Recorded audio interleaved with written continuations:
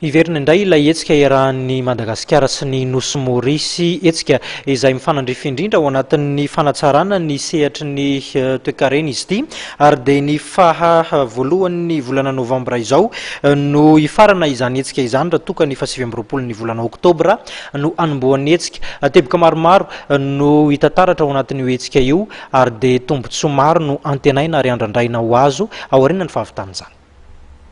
Ny ato nandritry ny efataona ny hetsika Madagasikara au Codon, hetsika ara-barotra iarahan'ny Nosy Maorisiana sy Madagasikara. Hiverina hisokatra amin'ity taona ity ny hetsika ary salotra ny andiany faefatra izay atao ao amin'ny tsenan'ny Codon Waterfront ao Maorisy ny 7 ny volana oktobra ka hatramin'ny 1 ny volana novambra 2024 izao. Nisy ny tsy fahavononan'ny Nosy Maorisiana nandray ny entana malagasy tao anatin'izay efataona tsy nisian'ny hetsika izay raha ny nambaran'ny mpikarakara noho ny antony politika izay nisy teto amintsika. Ny dernière édition ny Madagascar au Codon tamin'ny 2012.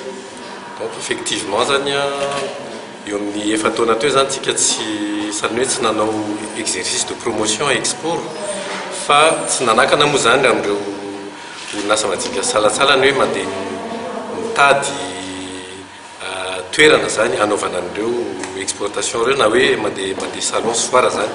Nisy foana ny foara rehetra izay fotoana izay mety tsy izay ny organise anazy fa nisy foana le izy tany Canada ohatra na tany Frantsa na tany Afrika dia fantatra fa nandeha tany ireo orinasa madinika salatsalany.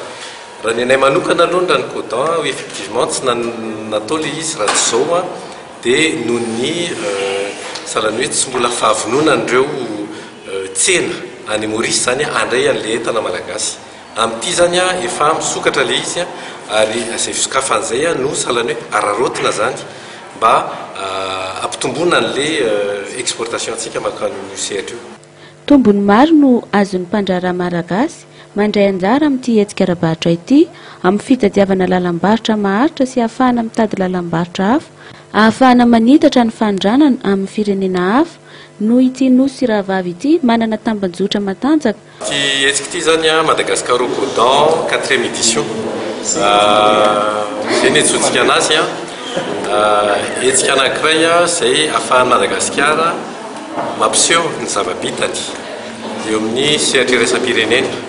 Zava-bitany moa zany amin'ny resaka hoe agribusiness zany io resaka artisanat, resaka mine ihany koa, resaka textile.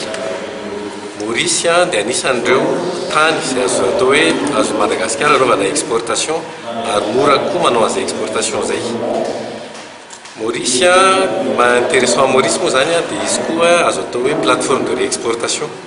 Azontsika atao partenaire tsara izy. Maro ireo entana ondran'i Madagasikara any amin'ny Nosy Maorisy, isan'izany ny lavanilina, jirofo, ny hazandrano, ny vato, kafe, voamaina, karazam-boankazo maro, ny asa tanana, ny hanitra. I Madagasikara no firenena mpanondrana voalohany ny resaka hanitra any amin'ny Nosy Maorisy.